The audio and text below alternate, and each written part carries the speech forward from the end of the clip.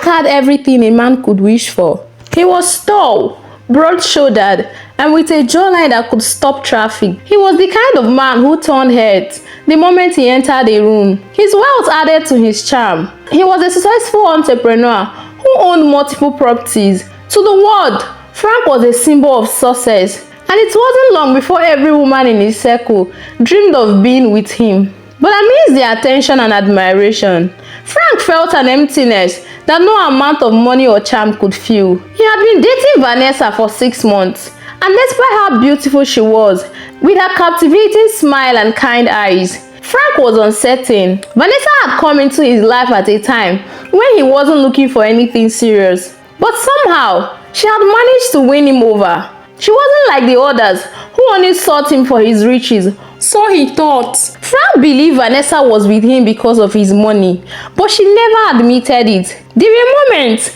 when he would catch Vanessa's gaze lingering too long on his expensive watch or the latest car he had bought.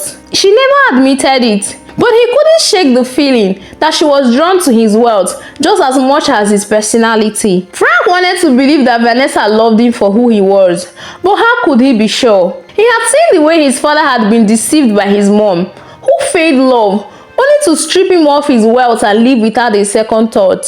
Frank was single-handedly raised by his father after his mom left, and he had promised himself that he would never fall into the same trap. He knew that if he was to marry Vanessa, it would have to be because of love. Frank sat in his luxurious living room, looking out at the skyline. Frank's mind raced with this doubt. Would Vanessa truly stand by him when his wealth was no longer a part of the equation? Or was it just another prize in the game she wanted to win? His thoughts were interrupted when the door opened, and his father, Chief Benson, entered the room.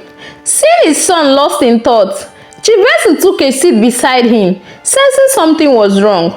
"What's troubling you, son?" he asked. Frank hesitated, unsure whether to voice the fear that had been consuming him for weeks. But something in his father's calm demo made him feel it was safe to share. With a deep breath, Frank finally spoke. "I'm not sure if Vanessa loves me for who I am, or just for my money. I'm afraid of making the mistake you made, Dad," Frank said. Chief Benson listened carefully, without saying a word, but his eyes narrowed with understanding. "I have an idea. Let's put her to a test," he said softly. "A test? What do you mean?" Frank said in confusion. Chief Benson smiled slightly, as though a plan had already formed in his mind. "Here's what we will do. You will have Vanessa move into the house, but we will have me pretend to be the house cleaner. I will stay out of sight, doing the dirty work, cleaning and taking care of things. You will watch how she treats me, how she behaves when she thinks I'm just a poor man doing my job. That will show you her true character." Frank stared at his father in disbelief. "You want me to pretend you are the cleaner? Dad, that sounds crazy." "I know it sounds extreme, son," Chief Benson interrupted, "but this is the only way we can truly know who Vanessa is. We need to see how she treats people when she thinks no one is watching. It's the only way to know if she loves you for who you are, or if she's only interested in your wealth." Frank sat back in his chair, his mind racing. The idea made him uneasy, but deep down, he knew his father was right. There was no other way to truly test Vanessa's intentions.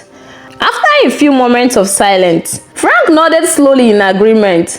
"All right, Dad, let's do it. That way, I will truly know who she is." Chief Benson chuckled, giving Frank a reassuring pat on the back. "Trust me, Frank, this will work out smoothly." Few days later, Vanessa moved into Frank's luxurious home. Her eyes wide with admiration for the grandeur that surrounded her. The sprawling rooms, the sparkling chandeliers, the expensive furniture. It was everything she had ever dreamt of. Frank had spared no expense in making her feel comfortable. Chief Benson had moved into the staff room and had been introduced to Vanessa as a house cleaner. Frank and his father had arranged everything with care, making sure Vanessa suspected nothing. For the first few days of her stay in the house, everything seemed normal. Vanessa acted all nice and calm to Chief Benson and the other staffs in the house whenever Frank was around. But once Frank left the house for work, Vanessa totally became a different person. Her true nature started to show. She treated Chief Benson, the man cleaning her house, with utter contempt. She would snap at him over the smallest of things. Her voice sharp and condescending. "Why are you so slow? Do you not know how to clean properly?" She would yell, her voice dripping with disdain. This place needs to sparkle, not look like a dump. Her insults grew worse every day. On one occasion, she watched him mop the floor, then stood with her arms crossed, glaring at him. "What is this? A joke? You call this cleaning?" She spat. "You can't even do something as simple as this, right? How pathetic." Chief Benson, though hurt by her words, kept his head down and did his work.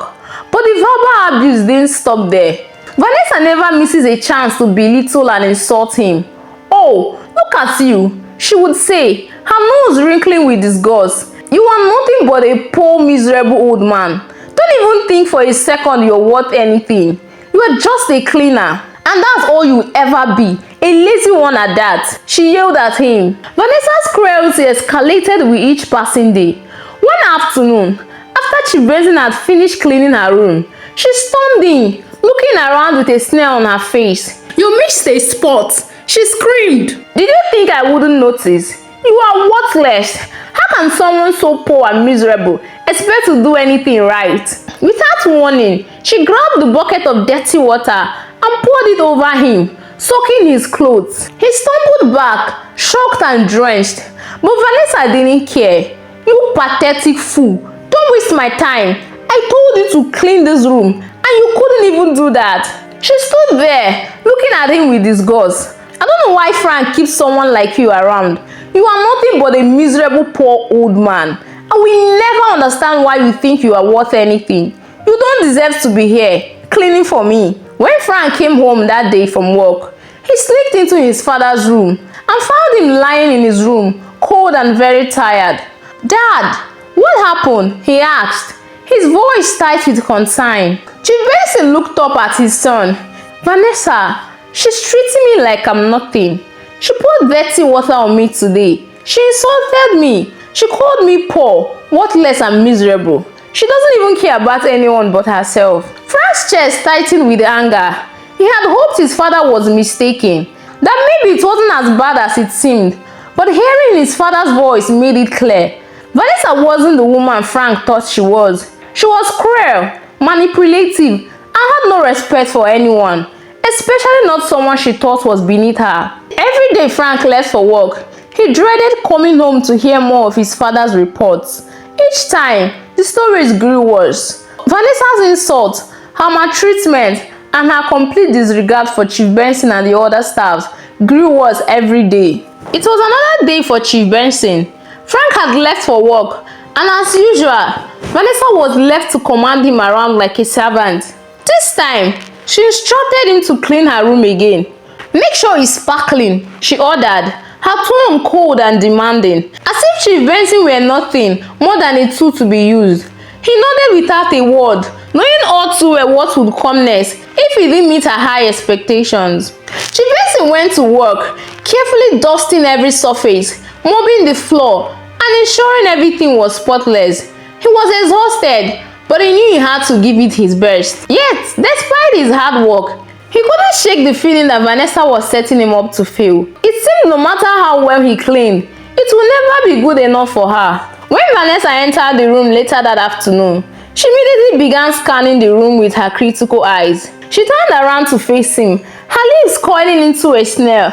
"This is pathetic," she spat. "I told you to make it sparkle. And look at this place. It's still a mess." Her anger exploded. "Are you stupid or something? Do you think I can't see the doors behind the doors? You can't even do the simplest things right, you poor fool." Chief Benson stood there, trying to stay calm, but his heart sank. There was no reasoning with her. He had tried his best, but Vanessa's rage had already taken over.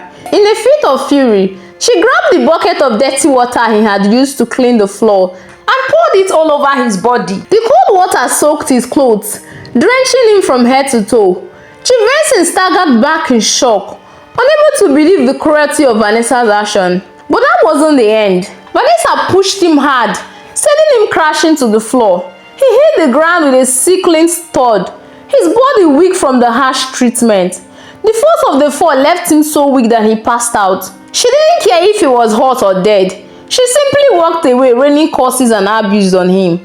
Pathetic old fool, she muttered, her voice filled with disgust. This is why I don't like poor people around me, she said. Just as Chief Benson lay there unconscious, Frank came home from work.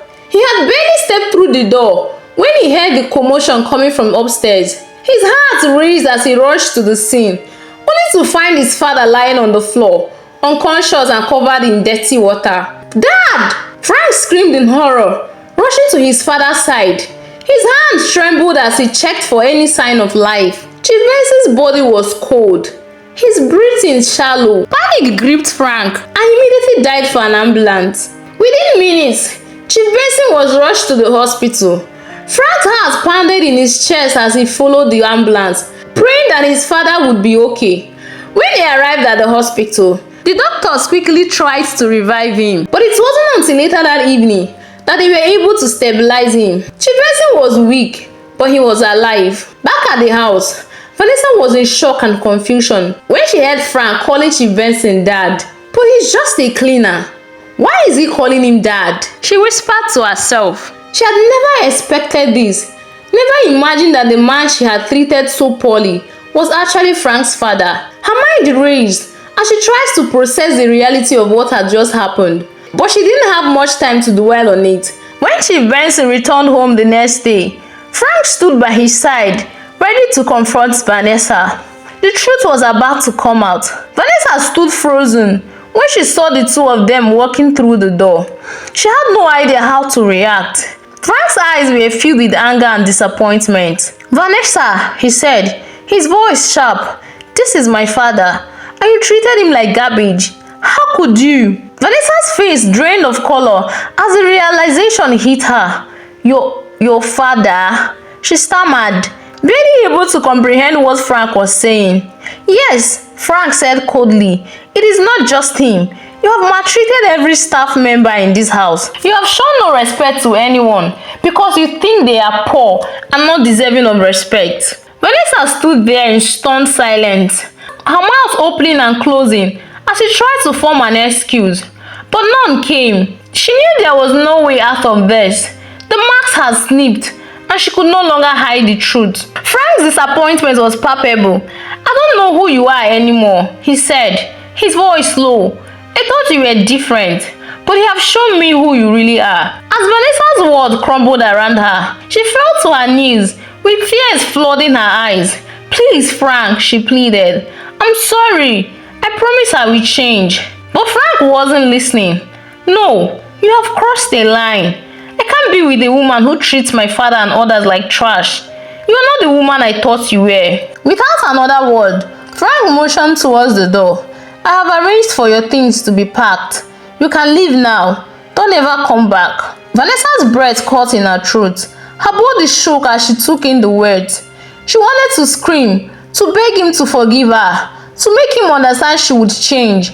But she knew it was too late. Frank had seen through her lies, and nothing she could say would ever undo the damage she had caused. With a last look at the life she had thought she would control, Vanessa turned and walked out the door, her dreams of wealth and power slipping away with every step. The door closed behind her, with a finality that echoed through the empty halls of the house. The life she had envisioned for herself was now gone, just like that. Frank watched her leave. His heart was heavy. He knew he had made the right choice, but the weight of the decision still pressed on him.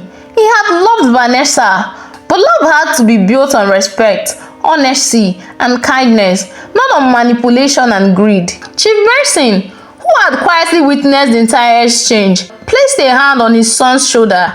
"You did the right thing, son," he said gently. "Sometimes the hardest decisions are the right ones. And remember, son, kindness is the true measure of a person, no matter their status. Everyone deserves respect. You have learned that today, and so has she." Thank you so much for watching. Please do wait to subscribe to this channel and tell me what you think of this video in the comment section. Until I bring another amazing story your way. Bye.